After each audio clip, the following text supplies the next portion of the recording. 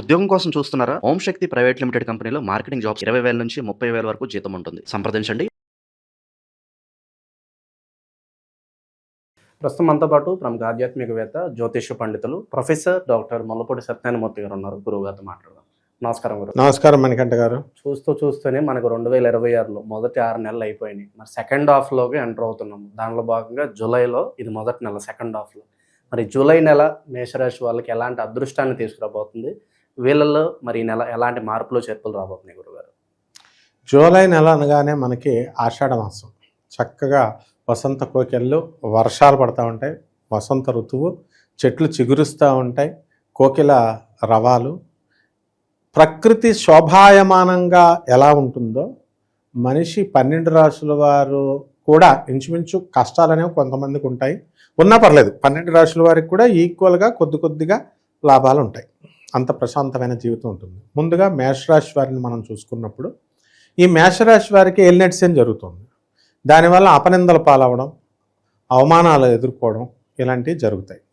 ఇకపోతే గురు రవులు ఈ జూలై నెలలో మనకి ఈ కర్కాటక రాశిలో ఉంటారు. ఈ కర్కాటక రాశిలో ఉండడం వల్ల ఎవరైతే హార్ట్ పేషెంట్స్ ఉంటారో వాళ్ళు కొలెస్ట్రాల్ పెరగకుండా జాగ్రత్తగా చూసుకోవాలా, ట్యాబ్లెట్స్ బాగా వేసుకోవాలా. నాకు తెలిసినటువంటి మన జ్యోతిష మిత్రుడు ఒక ఆయన ఉన్నాడు, కర్ర పట్టుకొని ఉంటాడనమాట. హార్ట్ అటాక్ ఎప్పుడు ట్యాబ్లెట్స్ పక్కనే పెట్టుకుంటాడు. ఎవరైనా వస్తే ట్యాబ్లెట్ కావాలంటే తలుపుని టపా టపా టపా కొడతాడట. కొడితే ఆ ట్యాబ్లెట్ ఇవ్వాలి పాపం. అలా 2-3 సార్లు అయిపోయారు. అంటే చూడండి, అలా ఆయన 10 సంవత్సరాల నుంచి బ్రతికే ఉన్నారు, ఇంకా బతుకుతున్నాడు. కానీ ట్యాబ్లెట్స్, జ్యోతిషాలు చెప్తున్నాడు, ట్యాబ్లెట్స్ వాడుతున్నాడు. అంటే మేషరాశి వారికి ఎవరికైతే హృద్రోగాలు ఉన్నాయో అటువంటి వాళ్ళు ట్యాబ్లెట్స్ పక్కనెట్టుకోవాలి. అందుబాటులో ఎవరో ఒక అటెండెంట్ని పెట్టుకోవాలి. ఇది జాగ్రత్త. నెక్స్ట్, లాభంలో రాహు అద్భుతమైనటువంటి ఫలితాలు ఇస్తాడు. కిరాణా వ్యాపారం నుంచి, కర్రల వ్యాపారం నుంచి, బిల్డర్లు, రైస్ మిల్లర్స్, రైస్ ఇలాంటి వ్యాపారాలు అన్నీ కూడా, సాఫ్ట్వేర్ ప్రాజెక్ట్స్ కూడా బ్రహ్మాండంగా జరగడం అనేటటువంటి జరుగుతాయి. ఈ యొక్క కేతువు కూడా మనకి ఈ యొక్క సింహరాశిలో ఉన్నాడు. ఆ కారణంగా ఎవరికైతే పంచమ స్థితిగతుడైనటువంటి కేతువు ఏం చేస్తాడంటే, ఈ మేషరాశి వారి పిల్లల్లో ఒకడు, నేను డిప్రెషన్కి గురవుతున్నాను, నన్ను జీవితం మీద నాకు విరక్తి వస్తుంది, ఇలా చెప్తూ ఉంటాడు. ఇలా చెప్తూ ఉంటే అది మనం ఈజీగా తీసుకోకూడదు, అది సీరియస్గా తీసుకోవాలా. ఎందువలనంటే కేతువు సైలెంట్గా చంపేస్తాడు. అందువలన మనం అటువంటి వాళ్ళని 10 మందిలో తిరిగేలాగా చేయాలి. అవసరమైతే రీహాబిలేషన్ సెంటర్కి తీసుకెళ్ళాలి, ఎర్రగడ్డ మెంటల్ హాస్పిటల్కి తీసుకెళ్ళడం వల్ల కొంత ఫలితం అనేటటువంటిది ఉంటుంది. నెక్స్ట్ శని వ్యయస్థితిగతుడై అమెరికాలో మరి ఎన్నో, మనం మేషరాశి వారు అగ్ని ప్రమాదం అవడానికి జాగ్రత్త అని చెప్పాం మనం. ఇప్పుడు నిన్న మనకి శాండియో అనేటటువంటి ప్రాంతంలో 90 ఎకరాలు కాలిపోయింది. మేషరాశి వాళ్ళకి మాత్రము జస్ట్ 1 మైల్ దూరంలో వీళ్ళ ఇల్లు కాలలేదు. అక్కడంతా కర్రలతోనే కదా కాలుస్తా అంటుకుంటే ఫారెస్ట్ 90 ఎకరాలు కాలిపోయింది. ఇల్లు కూడా కాలిపోతాయి. ఇన్సూరెన్స్లు ఉంటాయి, డబ్బులు వచ్చేస్తాయి, లోపల టీవీలో ఫ్రిడ్జ్లు కాలిపోయినా ఏం పర్లేదు, వచ్చేస్తాయి. కానీ మనకి ప్రమాదం కదా, టైం వేస్ట్ కదా. కానీ మేషరాశి వాళ్ళకి అవ్వలేదు. అంటే అగ్ని ప్రమాదం దగ్గరకు వచ్చి ఆగిపోయింది. ఈ రకంగా మీద ప్రమాదాలన్నీ వస్తాయి, తర్వాత ఏమి ఉండవు. అలాగే ఇక వ్యాపారాల పరంగా ఏ వ్యాపారాల్లో ఇన్వెస్ట్మెంట్ చేయొచ్చు అంటారు గురు? ఎండుమిరపకాయల వ్యాపారం, వెజిటబుల్స్ కమిషన్ వ్యాపారాలు, స్పైసెస్. ఇప్పుడు అందరూ కూడా ఈ యొక్క బాడీ మీద ఎక్కువగా శ్రద్ధ తీసుకుంటున్నారు. జిమ్ములు, కాస్మెటిక్స్, పౌడర్లు బాగా రాయడము. ఆ తర్వాత పెళ్ళికాని కుర్రాళ్ళు లావుగా ఉన్నారు, వాళ్ళు మహేష్ బాబులా కావాలని డైటింగ్లో, ఆడవాళ్ళ డైటింగ్లో 0 సైజ్ కరీనా కపూర్లా కావాలని. కాబట్టి ఫుడ్ సంబంధించినటువంటి వ్యాపారాలు, కాస్మెటిక్స్, స్పైసెస్ ఇలాంటి బిజినెస్లన్నీ కూడా బ్రహ్మాండంగా సాగుతాయి. వృత్తి వ్యాపారాల పరంగా ఎలా ఉంటుందంట?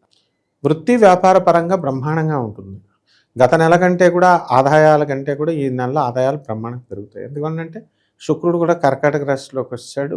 రవి బుధులు ఇద్దరు ఉన్నారు. రవి బుధులు కూడా మనకి 15 తర్వాత, జూలై 15 తర్వాత కర్కాటక రాశిలోకి వస్తున్నాడు. ఆ తర్వాత బుధుడు చక్కగా ఈ యొక్క 21 రోజుల తర్వాత ఆయన కర్కాటక రాశి, మిథున రాశి నుంచి రావడం జరుగుతుంది. కాబట్టి వ్యాపారాలన్నీ కూడా బ్రహ్మాండంగా ఉంటాయన్నమాట. అయితే చాలామందిని చూడండి, ఇప్పుడు ఏలినట్స్ అని అనగానే అపనందల పాలవుతాయంటే కేర్ చేయరు చాలామంది. ఒక మామగారు ఉన్నాడు మనకు తెలిసిన వాళ్ళు. ఆ మామగారు 2 కొడుకులు పెళ్లి చేశాడు. పెళ్లి చేసిన తర్వాత ప్రతిదీ సెలక్షన్ అంతా కూడా మామగారే చేయాలంట. ఆ కోడలు వేసుకునే బ్రా దగ్గర నుంచి కొడుకు వేసుకునే కడ్రాయర్ల వరకు, అంటే ఇంకా చిన్నపిల్లలాగా చూస్తున్నాడు వాళ్ళని పాపం. వాళ్ళిద్దరూ శుభ్రంగా రూమ్లో సంసారం చేసుకుంటుంటే రాత్రి 11:30 గంటలకి తలుపు కొడతాడంట. కొట్టి అకౌంట్స్ చూద్దాం రా అంటాడంట. వాళ్ళ కోడలు ఏం పెట్టేసింది తెలుసా కేసు? కొడుకు కోడలు ఇద్దరు మేము హ్యాపీగా ఉంటే చూడలేకపోతున్నాడు, అకౌంట్స్ అని అర్ధరాత్రి మేము కలిసి ఉండే టైంలో పిలిచేస్తున్నాడు అని చెప్పేసి పోలీస్ కేసు పెట్టేసింది.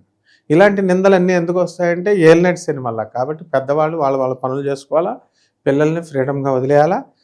అసలే ఈ ప్రపంచం ఇది కలియుగంలో అంతా కూడా ఇది కలియుగం కాదు, ఇది కామయుగం.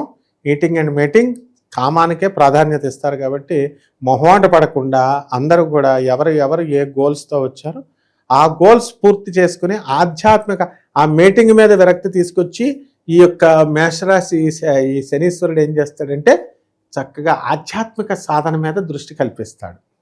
ఆ విధంగా ఉద్యోగాలు లే ఆఫ్లో కోల్పోయినటువంటి సాఫ్ట్వేర్ ఇంజనీర్లకు కూడా ఉద్యోగాలు రావడానికి అవకాశాలు ఉంటాయి.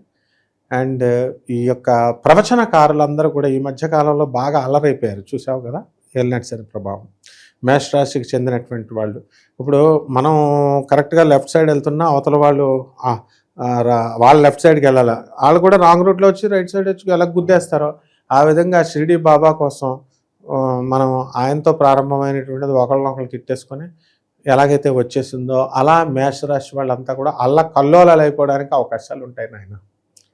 వీళ్ళకి నరఘోష నరదిష్ట ఎక్కువగా ఉంది, శత్రువులు ఎక్కువగా ఉన్నారనుకుంటే ఏం చేస్తే బాగుంటుంది అంటారు సార్?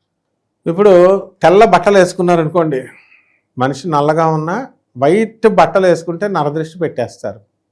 ఈయన కష్టాలు ఏమున్నాయి, మంచిగా వైట్ షర్టు వైట్ ప్యాంట్ వేసుకొని తిరుగుతున్నాడు అంటారు. ఆ విధంగా అంటే ఇది నరఘోష, దీనికి ఆయన వెనకాల డబ్బు ఉంది కాబట్టి పెట్టేస్తారు. అదే పేదోడు వాడు ఎలా వేసుకున్నా పట్టించుకోరు. కాబట్టి ఈ నరఘోష నరదృష్టి కోసము ఏం చేయాలంటే చక్కగా ఒక పటికని తీసుకోవాలా, ఎర్రని గుడ్డని తీసుకోవాలా, నల్ల జీడులు తీసుకోవాలా, పచ్చిమిరపకాయలు తీసుకోవాలా, ఒక నిమ్మకాయ తీసుకోవాలా. తీసుకొని ఇవన్నీ కూడా ఒక ఎండిపోయిన కొబ్బరికాయని అందులో గుడ్లో కట్టేసి ఇంటి ముందు మనం గుమ్మడికాయ బూడిద గుమ్మడికాయని కూడా అమావాస్య రోజున పూజ చేసి అమ్మవారికి పూజ చేసినప్పుడు అక్కడ పెట్టుకుని ఇవన్నీ కూడా అక్కడ కట్టేస్తే నరఘోష పోతుంది. గురుగారు, మరి ఇలాంటి పరిస్థితుల్లో ఎటువంటి పరిహారాలు వీళ్ళకి బాగుంటాయి అంటారు? ఇవన్నీ కూడా మనం గోచార రీత్యా చెప్తున్నాం. అందువలన ఏమవుతాయంటే అందరికీ కూడా ఇది సేమ్ ఎగ్జాక్ట్గా ప్రతి ఒక్కళ్ళకి అవ్వాలని రూల్ లేదు. ఒకళ్ళకి అవుతుంది, ఇంకొకళ్ళకి ఇంకో రకంగా వస్తుంది.